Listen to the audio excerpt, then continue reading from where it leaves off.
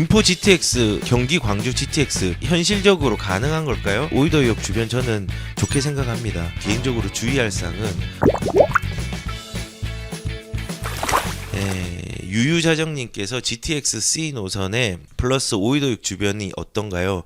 정왕동의 저층 아파트 재건축 예정 아파트라고 하셨는데요. 이게 GTX 노선의 연장 GTX 플러스가 되어서 대선 후보가 이번에 오이도역까지 하는 부분에 대해서 얘기를 했죠. 그래서 오늘 뭐 이 얘기를 짧게 하자면 윤석열 후보가 GTX DEF 이제 얘기를 했고, 그다음에 그에 이어서 이재명 후보가 GTX 플러스에서 이제 또 약간의 다른 노선으로 이렇게 얘기를 했는데, 그 중에 포함된 게 오이도역 이제 GTX 노선을 연장하는 것들을 이제 반영을 하려고 공약에 내세웠더라고요.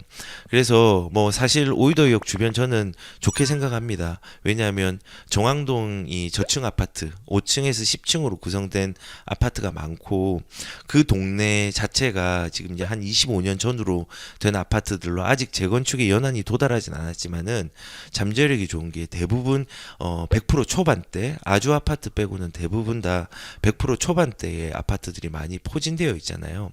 그래서 입지적으로 나쁘지가 않아요. 그래서 저는 이거 만약에 접근을 한다고 하면 접근을 해도 되는데, 다만 접근을 할 때 GTX C 노선 때문에 이걸로 바라고 접근을 한다는 것보단요, 이게 없더라도 가능성이 있기 때문에 접근한다로 가시는 게 저는 좋을 거라고 생각해요. 왜냐하면 GTX 노선이 지금 분명히 이 노선 중에서 가능성이 있는 노선이 있고 불가능한 노선이 있을 수 있고, 어떤 후보가 되느냐에 따라서도 이 노선 자체가 저는 달라질 수 있다는 생각이 들어요. 지금 저는 개인적으로 주의할 사항은 GTX 노선이 만약에 공약이 실현되지 않더라도 안전한 데가 어딘지를 보는 게 좋을 것 같아요. 왜냐하면 어떻게든 적극적으로 추진을 하려고 하겠죠. 그런데 그 이슈가 없어지면은, 그 호재가 없어지면은 수요층이 크게 떨어질 층이 있거든요. 그런 데는 들어가시면 안 돼요. 다만 저는 이제 생각을 하는 게, 뭐 이제 하남 같은 경우는 GTX D 노선에 대해서 과거에 이제 계획 세웠던 부분으로 다시 추진하려고 하잖아요. 그러니까는 공통된 사항이죠, 어떻게 보면은. 그래서 하남 시청까지도 연결하고 더 나아가서 이제 추진하려고 하는데, 이런 하남, 미사신도시 요런 거는 강남의 수요층이 두텁기 때문에 뭐 사실은 하남의 GTX D 노선이 되든 안 되든 간에 사실은 가격에 대한 움직임들은 저는 꾸준히 올라갈 수 있는 여력들이 있다고 생각하고, 그 다음에 구로도 뭐 GTX D 노선과 상관없이 차량 기준 이전과 아직까지 지역적으로 접촉된 게 있잖아요. 그러면은 또 상관이 없는 거예요.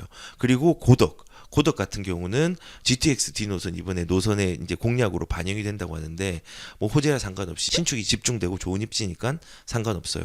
그리고 경기도로 이제 또 다시 들어가면은 안산도 저는 괜찮다 생각해요. 안산에 뭐 지금 GTX C 노선을 연결을 하니 마니에 대한 부분이 공약으로 있는데, 그게 없더라도 이미 신안산선이 들어와 있고 교통의 호재들이 굉장히 많고 새 아파트로 들어갈 수 있는 신축들의 정비 사업들이 굉장히 많이 있잖아요. 그래서 그런 부분 때문에 괜찮고, 그다음 평택도 괜찮아요.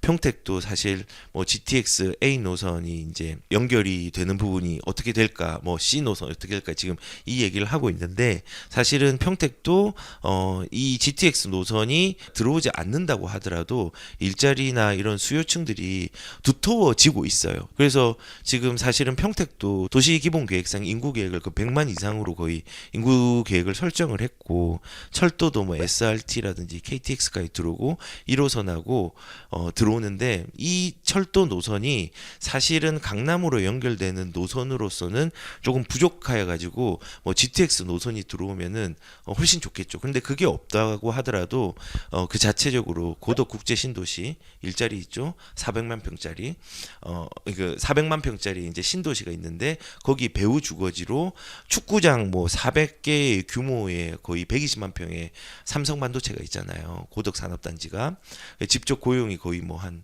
5만 정도까지 되고, 그다음에 진이 산업단지도 있죠. 여기도 LG 산업단지인데 거의 이제 계획이 109만 평 정도 되죠. 아파트죠. 그다음 브레인시티 있죠. 거기도 R&D 연구센터죠. 그다음에 뭐 학교로 따지면은 카이스트 평택 캠퍼스가 2024년까지 들어오죠. 그래서 일단은 저는 이렇게 제가 얘기한 건 핵심은 그거예요. GTX가 들어오지 않아도 지금 현재의 수요층이 탄탄하거나 앞으로의 수요층이 탄탄한 데는 이 어떤 그 공약, 대선 공약과 상관없이 저는 나쁘지 않다고 생각해요.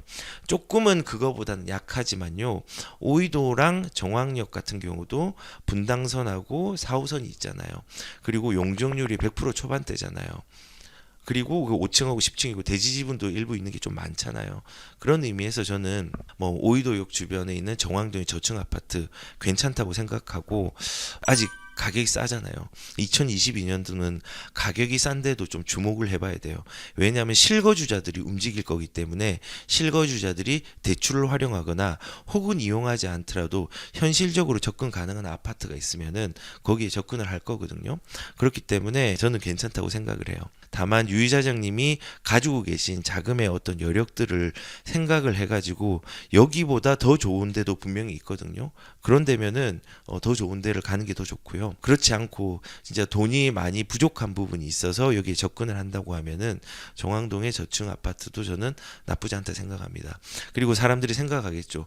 여기에는 외국인 분들이 되게 많아서 별로 안 좋을 거라고.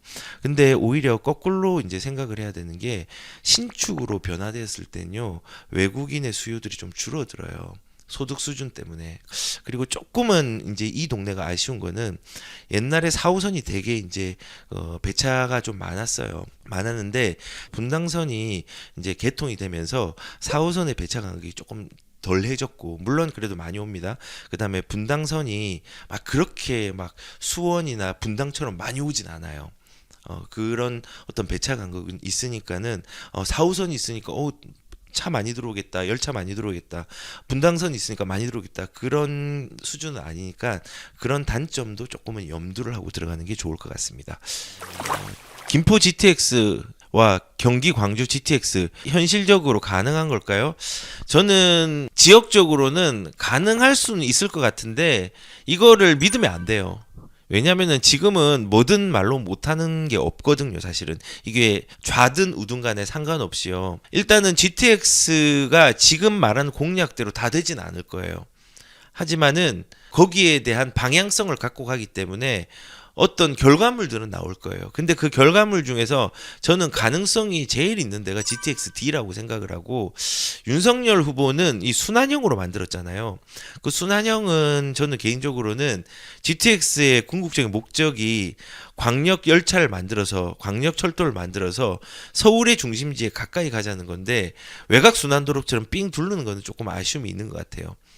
그리고 오히려 그 이제 이재명 후보가 이제 도시로 집중하는 부분들은 방향성은 좀 맞다고 생각하는데 그 중에서 김포와 광주, 저는 광주는 수요층이 조금 많이 없어서 현실적으로 두 개를 비교한다면 김포 쪽이 훨씬 더 현실적인 부분이 있다고 생각을 하고 아까 제가 얘기한 것처럼 GTX가 지금 공약이 나왔다고 무조건 거기 들어가는 게 아니라 이 공약이 없어지더라도 수요층이 두터운 쪽으로 가는 게 필요해요. 김포 같은 경우는 지금 인구가 50만이 다 돼가죠. 교통만 어떤 개선이 된다고 하면은 그 내에 베드타운이긴 하지만은 자체적으로의 어떤 인프라라든지 수요라든지 다른 방향성들이 있단 말이에요. 근데 경기도 광주 같은 경우는 워낙 땅이 넓지만요 규제가 너무 심하고 그 규제 때문에 뭐 상수도 보호구역 광주를 오염시켜 버리면요 서울에 물이 공급이 안 돼요. 상수도를 광주가 되게 많이 그걸 하고 있단 말이에요. 그리고 자연보전권역 수도권 정비법상에서 자연보전권역이 포함이 되어 있어서 거기에서 이제 뭔가를 일자리를 크게 확장시키는 것도 많이 부족해요. 그리고 도시도 간헐적으로 되게 많이 돼 있어요. 그래서 만약에 현실성이 있다고 하면은 도시의 규모가 큰 김포가 더 가능성이 있다고 저는 생각을 하는데 제가 이런 얘기를 하고 난 다음에 꼭 얘기를 드리고 싶은 게 이런 가능성이 있나 없나에 너무 집중하지 않았으면 좋겠어요. 왜냐하면 그래서 제가 거꾸로 얘기한 거예요. 어떻게든 구현이 될 건데 이 지금 GTX 노선, E 노선, F 노선, 뭐 D 노선, D, E, F가 되건 되지 않건 간에 그게 없더라도 수요층이 더 두꺼운 데가 어딘지를 확인하는 게 더 좋아요. 더 중요해요. 왜냐하면 진짜 뭐 포천까지 간다고 예를 들어서 지금 안에서 포천 뭐 동두천 다 있잖아요. 글로 간다고 이제 얘기는 했는데 나중에 이게 안 되면 그런 하급지는요 올라간 만큼 되게 안 좋은 결과를 가져갈 수 있어요. 예전에 그런 게 있었어요. 아주 오래전인데 그 압축 도시 서초구에서 아무튼 용적률을 굉장히 높여가지고 거기를 개발을 하려고 하는 방향성을 제시한 적이 있어요. 근데 그게 제대로 되지 않아가지고 가격들은 올려놨는데 특히 빌라 같은 경우는 그 가격들이 너무 올려놓으니까 10년 동안 가격들이 현상 유지가 되고 오르지 않은 경험이 있었단 말이에요. 근데 마찬가지로 그런 거예요. GTX 노선이 어디 될 것 같으니까 들어가야지도 중요한데 그것보다 더 중요한 건요. 이게 없어지더라도 GTX 노선이 되지 않더라도 수요층이 있어서 안정성이 유지가 되는가 이걸 더 봐야 돼요. 그래서 저는 항상 이렇게 발표가 나면은 혹시 공약이라도 이렇게 나오면은 무조건 진입하라고 얘기는 절대 안 해요. 실수를 최소화하는 게 좋지 호재에 대한 가능성으로 실패를 너무 크게 하면 안 되잖아요.